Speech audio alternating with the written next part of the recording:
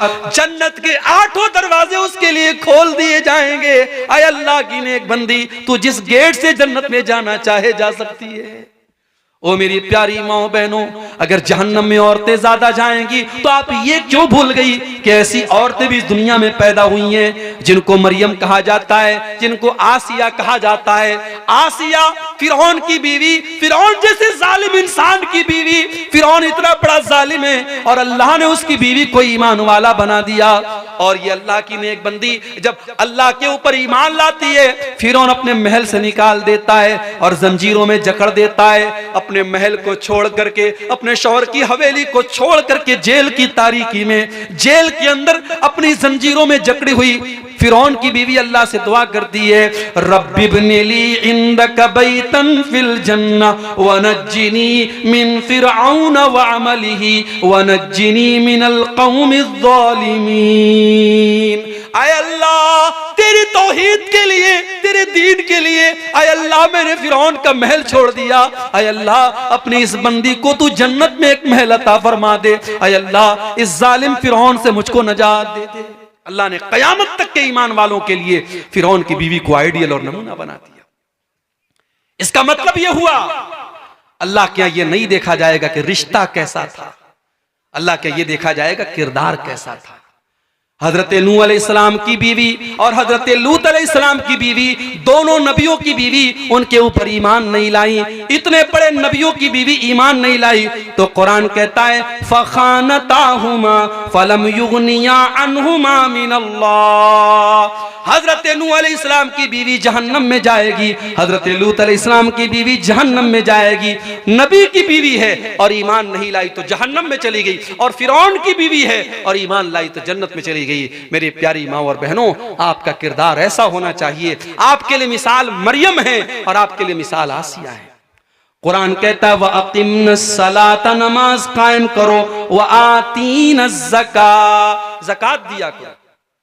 औरत जो जेवर पहनती है, औरत जो कंगन पहनती है, जो गले में हार पहनती है, जो कान में ईयररिंग पहनती है, अगर सोने का हार है, सोने का जेवर है और 85 ग्राम या उससे ज्यादा का है, और चांदी का जेवर है और 595 ग्राम या उससे ज्यादा है, उस पर साल में 2.5% ज़कात देना है। औरत को अगर शौहर ज़कात निकाल दे बहुत अच्छी बात है, अगर शौहर नहीं निकाल रहा है तो बीवी को उसकी ज़कात निकालनी पड़ेगी।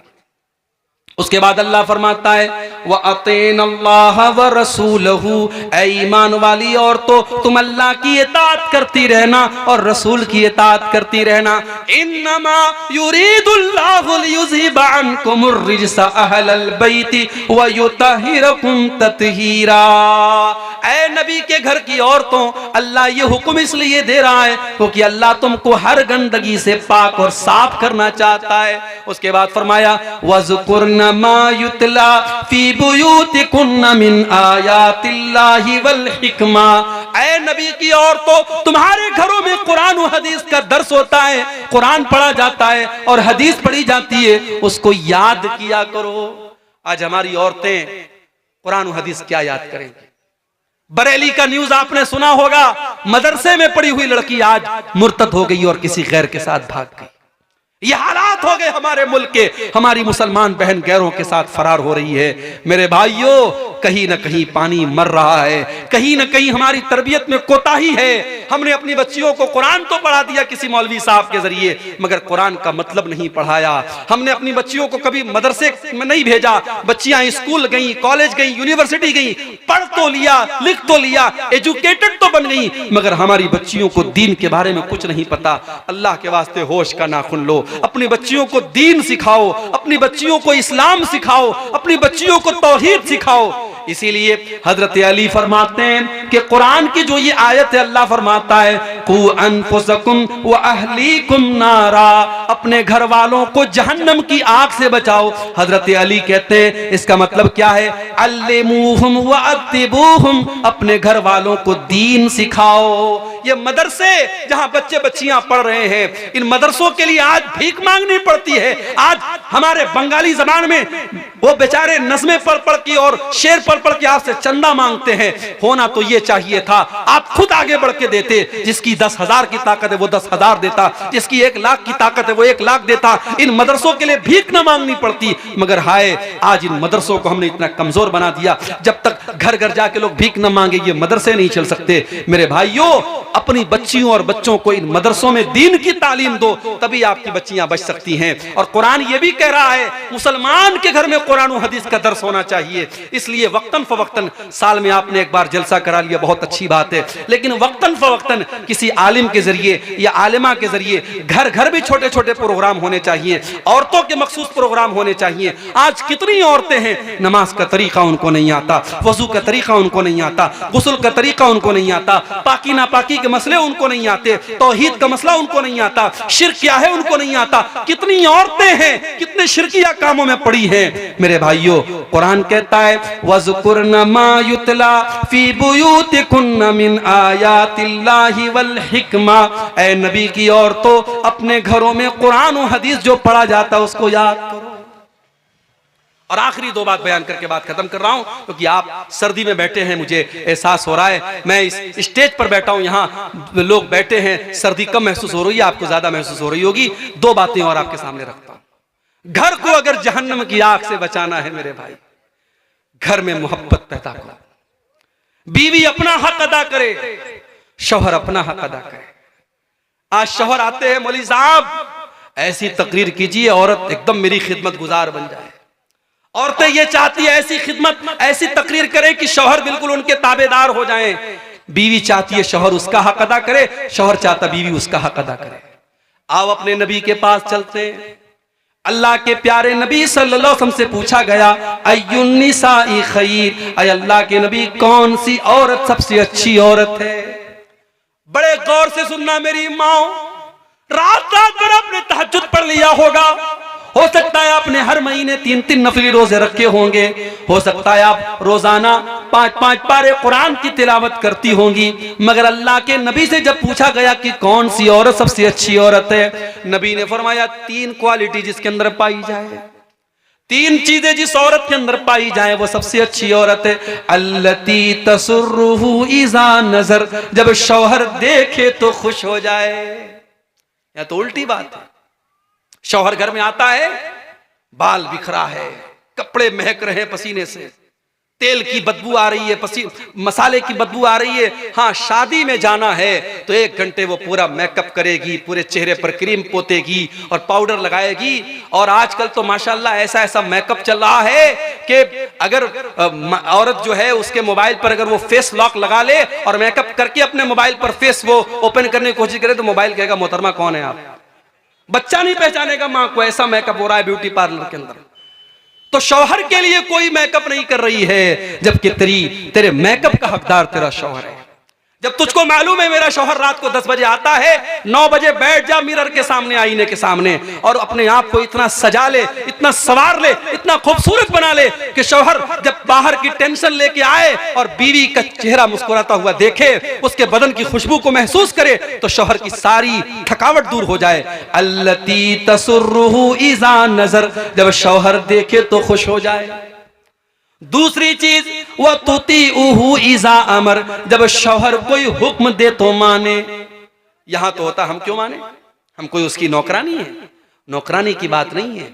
मियां बीवी का रिश्ता कोई मालिक और नौकरानी का रिश्ता नहीं है। मगर हाँ, स्कूल में एक प्रिंसिपल होता है, एक टीचर होता है, टीचर को उसी हिसाब से पढ़ाना जैसे प्रिंसिपल कह रहा है। अगर हर टीचर प्रिंसिपल बनेगा स्कूल बंद करना पड़ेगा। घर भी एक स्कूल है और घर का प्रिंसिपल मर्द है और औरत उसके अंडर में काम करेगी। अगर शौहर की कोई बात है तो बीवी को चाहिए कि माने उसको। अल्लाह के नबी ने तो यहां तक कहा, देखिए ये हदीसें सुन करके हमें अजीब लगता है अल्लाह के नबी ने ऐसा क्यों कहा, मगर जब हम प्रैक्टिकल समाज में देखते तो हमको लगता है कि वाकई अल्लाह के प्यारे नबी ने बड़ी सच्ची बात की। आपने फरमाया अगर शौहर अपनी बीवी को अपने पास बुलाए, बीवी को चाहिए अपने सारे काम छोड़ करके शौहर के पास जाए। वह इनकान तालत तन्नूर, यहां तक कि अगर वो चूल्हे पर रोटी पका रही है, चूल्हे पर है, तब भी वो जाए। ये कौन सी बात हुई? बिल्कुल बात हुई। शौहर अपनी बीवी से 24 घंटे कभी भी उसको अपने पास बुला सकता है, और अगर बीवी के पास कोई शरई उज़्र नहीं है तो बीवी को जाना चाहिए। और अगर बीवी इनकार करती है, अल्लाह के नबी फरमाते हैं जिस बीवी का शौहर इस हाल में सो जाए कि बीवी को वो दावत दे और बुलाए, और बीवी उसके पास जाने से इनकार कर दे, बिला कि भाई कोई मजबूरी हो, कोई बीमारी हो, कोई बात तो अलग बात है, अगर बगैर किसी उज़्र के बीवी शौहर की बात मानने से इनकार कर दे, लानतहल मलाइकतु हत्ता तुस्बिहा, तो सुबह तक फरिश्ते उस औरत पर लानत करते हैं। लेकिन यहां ये बात याद रहे कि ये मामला मियां बीवी का जो मामला है ये एक तरफा नहीं है। अगर बीवी को चाहिए कि शौहर के जज्बात का ख्याल रखे, तो शौहर को भी चाहिए कि बीवी के जज्बात का ख्याल रखे। ये जोर जबरदस्ती का रिश्ता नहीं है, ये मोहब्बत का रिश्ता है, ये मानने मनवाने का रिश्ता है। और तीसरी चीज, वला तुखालिफहु फी नफ्सिहा व मालिही बिमा यकरा, बेहतरीन औरत की तीसरी निशानी कि वो औरत अपने माल, अपनी आबरू के सिलसिले में और शौहर के माल के सिलसिले में कोई ऐसा काम न करे जो शौहर को ना पसंद है। शौहर की अलमारी की चाबी इसके हाथ लग गई, अब उड़ा रही है पैसा, शॉपिंग खूब कर रही है। अब शौहर ने वो पैसा किस जरूरत के तहत रखा है, शौहर को बगैर बताए उसका पैसा उड़ा रही है, गलत है ये। या शौहर ने मना कर दिया फला को घर में मत आने देना, उसको घर में आने दे रही, ये गलत है। तो शौहर की मर्जी का ख्याल रखे अपनी आबरू के सिलसिले में और अपने शौहर के माल के सिलसिले में कोई ऐसा काम ना करे। अब आ जाइए दूसरी तरफ, अल्लाह के नबी के पास एक सहाबी आते हैं, मा हक़्क़ु ज़ौजती अहदिना अलैहि, ऐ अल्लाह के नबी बीवी का हक हमारे ऊपर क्या है। आज कोई मर्द मौलवी से ये सवाल नहीं करता, सब ये चाहते हैं बीवी को मुझे मेरे साथ क्या करना चाहिए ये बताओ मौलवी साहब। लेकिन सहाबी उल्टा सवाल कर रहे हैं, मा हक़्क़ु ज़ौजती अहदिना अलैहि, ऐ अल्लाह के नबी बीवी का हक हमारे ऊपर क्या है। आपने फरमाया अन तुतइमहा इज़ा तइमता, जो तुम खाओ अपनी बीवी को खिलाओ। तुम बाहर खा रहे हो देसी मुर्गा और बीवी को घर में भात खिला रहे हो, तुम बाहर बेहतरीन चीजें खा रहे हो और बीवी को उससे महरूम करो नहीं, जो तुम खाओ बीवी को खिलाने की कोशिश करो। वह तक्सुहा इज़्ज़त तसईता, और जिस मेयार का कपड़ा तुम पहनते हो उसी स्टैंडर्ड और मेयार का कपड़ा अपनी बीवी को पहनाओ। अगर तुम महंगे कपड़े पहनते हो, तुम ब्रांडेड कपड़े पहनते हो, तो बीवी को भी अच्छा कपड़ा पहनाओ। वला तज़रिबिल वजह, और कभी बीवी के चेहरे पर हाथ न उठाना, कभी बीवी के चेहरे पर न मारना। वला तुक़ब्बे, और कभी बीवी से गाली गलौज न करना। वला तहजुर इल्ला फिल बैत, और जितना भी झगड़ा हो जाए मियाँ बीवी का झगड़ा घर के बाहर न जाए, उसको कभी घर के बाहर न निकालना। ये बीवी का हक है आपके ऊपर। और आप एक बात याद रखिए मेरे भाई, आप माशाअल्लाह बड़े चेहरे पर शरई दाढ़ी है, माथे पर सजदे का निशान है, 5 टाइम की नमाज के आप पाबंद हैं, रात में तहज्जुद भी पढ़ते हैं, मगर एक चीज अगर आपके अंदर नहीं है, आप अपनी बीवी के साथ अच्छे शौहर नहीं है, तो आप अच्छे नहीं है मेरे भाई। अल्लाह के नबी फरमाते हैं खैरुकुम खैरुकुम ले अहलिही व अना खैरुकुम ले अहली, तुम में सबसे बेहतरीन इंसान वो है जो अपने परिवार के लिए, अपने बीवी बच्चों के लिए बेहतरीन हो, और मैं अपनी बीवी बच्चों के लिए बहुत अच्छा हूं, मैं एक अच्छा शौहर भी हूं, मैं एक अच्छा बाप भी हूं। अम्मा आयशा से पूछा गया अल्लाह के प्यारे नबी जब घर में होते तो क्या करते थे। अम्मा आयशा ने फरमाया काना यामलु फी बैतिही, अल्लाह के प्यारे नबी अपने घर में जिस तरीके से और मर्द अपने घर की औरतों के कामों में हाथ बटाते हैं, अल्लाह के नबी अपनी बीवियों के कामों में हाथ बटा दिया करते थे। अपने बहुत सारे काम अल्लाह के रसूल खुद कर लेते थे, बीवी को गुलाम बना के नहीं रखते थे, बीवी को नौकरानी बना के नहीं रखते थे। तो ये बेहतरीन शौहर की निशानी ये है कि वो बीवी के जज्बात का ख्याल रखे। अल्लाह के प्यारे नबी सहाबा के साथ जा रहे हैं, आपने सहाबा से कहा तुम लोग थोड़ा आगे निकल जाओ। सहाबा थोड़ा आगे निकल गए, हजरत आयशा आपके साथ थी। आपने फरमाया आय आयशा चलो सन्नाटा हो गया है, चलो हम दोनों दौड़ते हैं, मुकाबला करते हैं, देखते हैं कौन दौड़ में आगे निकलता है। अम्मा आयशा नई नई शादी हुई थी, दुबली पतली थी, वजन कम था। जब दौड़ने लगी अल्लाह के प्यारे नबी पीछे रह गए और अम्मा आयशा आगे निकल गई। अम्मा आयशा को बहुत मजा आया, उन्होंने हंसते हुए फरमाया कि ऐ अल्लाह के नबी इन्नी कद सबक़्तु का, मैं तो आपसे आगे निकल गई, आप तो पीछे रह गए। अल्लाह के नबी मुस्कुरा गए, खामोश हो गए, कोई जवाब नहीं।